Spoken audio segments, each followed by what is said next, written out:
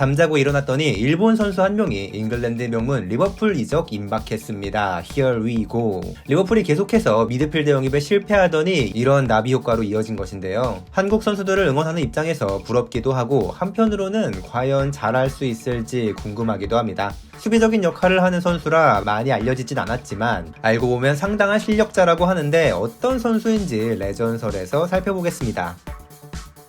엔도는 1993년 일본의 요코하마에서 태어났습니다. 지역 내 가장 큰 축구팀인 요코하마 F마리노스의 팬이었던 엔도는 2002 월드컵의 결승전이 열린 장소이기도 한 요코하마 국제종합경기장에 아버지와 함께 축구를 보러 가곤 했다고 하는데요. 이 팀에는 당시 유상철, 안정환 등 한국의 정상급 선수들이 뛰고 있었고 이런 선수들을 보며 엔도도 축구 선수의 꿈을 키웠습니다. 초등학교 1학년 때부터 본격적으로 축구를 시작했고 당연히 요코하마 마리노스 유스팀에 입단을 시도했지만 번번이 테스트에서 탈락했다고 합니다. 현재 프랑스에서 뛰고 있는 동갑내기 실력자 이토 주냐도 당시 요코하마 유스팀 입단에 실패했다고 하니 정말 들어가기 힘든 곳인 것 같죠. 엔도는 다른 클럽의 유스팀에도 테스트를 보려고 했지만 시립 미나미 토치카 중학교에 좋은 감독이 있다는 추천을 받고 해당 학교에 진학해 축구를 이어갑니다. 결과적으로 이게 좋은 선택이 되었는데 중학교 2학년 때 나카타 히데토시의 친정팀이기도 한 쇼난 벨마레의 유스팀 훈련에 참가할 기회가 생겼었고 인상적인 활약을 펼친 후 고교 진학 시기에 맞춰 벨마레 유스팀에 입단합니다. 당시 벨마레 유스팀 감독은 제일 한국인인 조기재 감독이었기 때문에 한국과도 꽤 인연이 있는 편이었는데요. 이후로는 쭉쭉 성장을 했고 고교 2학년 때는 가나가와 현 선발팀의 주장으로서 우승을 이끈 후 프로에 데뷔할 준비를 합니다. 겨우 17살인 2010년 쇼난 벨마레의 2군팀에 승격한 후 1군에도 데뷔한 엔도. 이때 팀에는 한국영 선수가 뛰고 있었고 당시 센터백이던 엔도는 앞에서 뛰는 한국영을 보면서 수비형 미드필더로의 많은 능력치를 배울 수 있었습니다. 데뷔 시즌엔 리그 6경기밖에 출전하지 못했지만 데뷔골도 기록했고 감독으로부터 볼을 운반하는 능력이 탁월하며 키에 비해 헤딩 및 수비력이 좋다는 평가를 받았죠.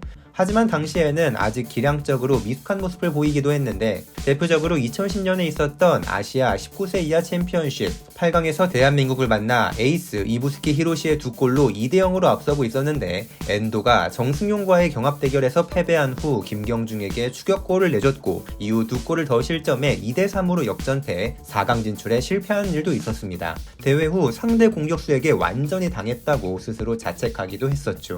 설상가상으로 이 시즌에 팀이 2부 리그로 강등됐는데 이것은 팬들에게는 재앙이었겠지만 엔도에게는 오히려 기회가 됐습니다. 18살의 나이로 주전으로 활약해 거의 모든 경기에 출장했고 3년 차인 2012년에는 리더십을 인정받아 주장에 선임되는데 이때 나이가 겨우 19살이었죠. 이 선수는 앞으로 일본은 물론 독일의 명문 슈투트가르트에서도 주장이 됩니다.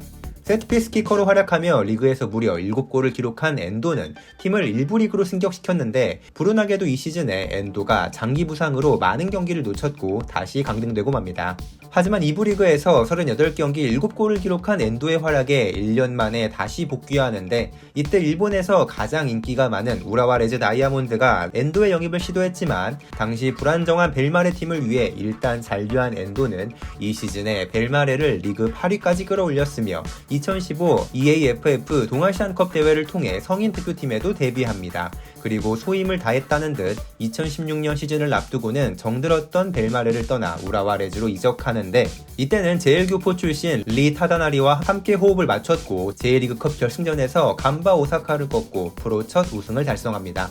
2시즌 반 동안 좋은 활약을 펼쳐 대표팀에서의 입지도 더 강해졌고 2018 러시아 월드컵에도 멤버로 뽑혔는데요. 하지만 아직은 후보 신선을 면치 못해 출전 기회를 얻지 못했습니다.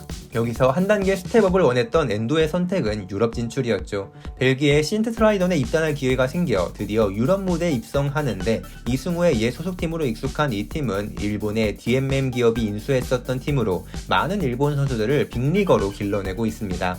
재밌는 것은 이 DMM 기업이 2000년대 초반까지만 해도 그저 성인 비디오를 유통하는 회사였다는 것인데요. 회사의 규모가 커진 후 예전의 이미지를 지우기 위해 게임, 교육 등으로 사업을 다각화하고 축구팀 인수 또한 이뤄졌다고 합니다. 그렇게 이 팀을 거쳐간 선수가 현재 일본의 중심인 토미야스 나케이로와 카마다 다이치 등이 있으니 어느덧 일본 축구의 한 근간을 이루는 팀이 된 것이죠.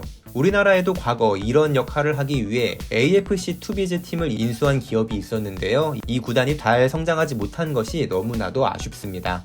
엔도는 일본 선수들과 함께 신트트라이던에서 곧바로 주전으로 활약했고 좋은 팀에서 오퍼가 오면 적극적으로 보내주는 정책하에 단 한 시즌 만에 독일 2부 리그 VfB 슈투트가르트로 임대 이적하게 됩니다. 0607 시즌 분데스리가 우승팀이기도 했던 슈투트가르트는 당시 2부 리그로 강등될 정도로 몰락했지만 부활을 노리고 있었고 엔도는 데뷔 시즌에 경고 누적으로 한 경기를 결장한 것을 빼면 전 경기 출장하며 좋은 활약을 펼쳐 팀에서 유일하게 분데스리가2 시즌 베스트 11에 선정됩니다. 슈투트가르트는 리그 순위 2위를 기록, 1년 만에 곧바로 1부 리그로 승격했고 엔도는 완전 이적에 성공하면서 독일 분데스리가에 뛰는 선수로 거듭나는데요. 1부 리그에서도 기량이 통할지 확신할 수 없었지만 엔도는 빠르게 분데스리가에 녹아들었고 정상급 팀들을 상대로도 우수한 수비와 볼 전개 능력을 선보여 분데스리가 최고의 수비형 미드필더 중 한 명으로 거듭납니다. 자신의 분데스리가 데뷔 시즌을 리그 33경기 3골로 마쳤고 2일2 시즌을 앞두고 팀으로부터 새로운 주장에 임명되면서 성공 가도를 달렸죠. 막 튀는 성격은 아닌 것으로 보이지만 가는 팀마다 결국 주장을 하게 되는 것으로 봐서 박지성처럼 묵묵한 카리스마가 있는 그런 타입으로 여겨집니다. 하지만 주장을 맡은 첫 시즌에 팀은 강등 위기에 빠져 상황이 좋지 못했는데요. 리그 최종전을 앞두고 슈투트가르트는 강등 플레이오프로 떨어지는 16위에 위치해 있었습니다. 15위는 당시 이동준의 소속팀이기도 한 헤르타 베를린이었는데 슈투트가르트가 득실차는 더 높았지만 승점이 3점 뒤져 있어서 최종전에서 무조건 이기고 헤르타가 지기를 바라야 했죠.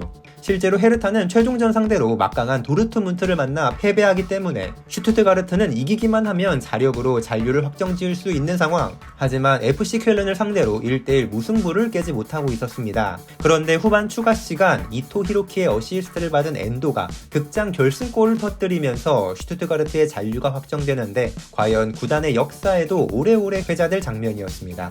원래 활약도 좋았지만 이 극적인 골을 계기로 엔도의 인기가 팀에서 급속도로 높아졌습니다.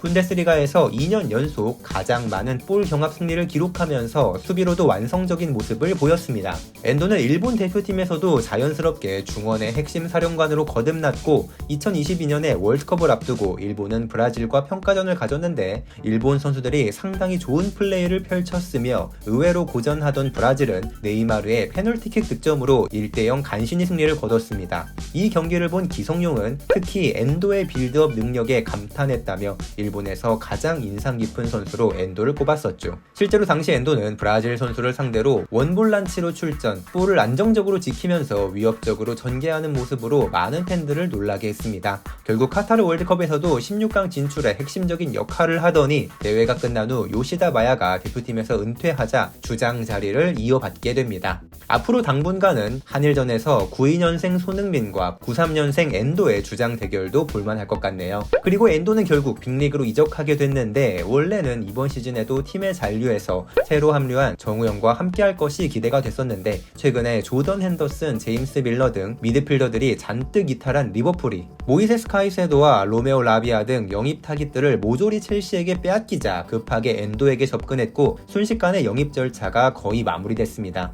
카이세도급의 거물을 기대했던 리버풀 팬들에게는 다소 실망스러울 수 있는 영입이지만 또 한 명의 뛰어난 아시아 미드필더가 프리미어리그에서 어떤 모습을 보여줄지 기대하는 목소리도 많은 상황인데요. 특히 위르겐 클롭 감독이 도르트문트 시절에 카가와 신지, 리버풀에서 미나미노 타쿠미를 영입했던 시즌에 리그 우승을 했기 때문에 일본인 영입 우승이라는 공식을 이어갈 수 있을지 많은 주목을 받고 있습니다. 리버풀에서 수비적인 역할을 맡을 미드필더가 엔도와 스테판 바이체티치 뿐이고 바이체티치가 부상으로 한동안 못 나올 예정이기 때문에 엔도가 강제로 많은 기회를 부여받을 것으로 예상되는데요. 엔도와 맥칼리스터, 소보슬라이로 이어지는 구성이 조합 또한 나쁘지 않다는 평가이기에 새로운 시즌 리버풀에서 어떤 활약을 펼칠지 지켜보는 재미가 있을 것 같습니다. 지금까지 충나이시였습니다. 구독과 좋아요 버튼 눌러주시면 힘내서 더 많은 선수들의 레전설 얘기 전해드리도록 하겠습니다. 감사합니다.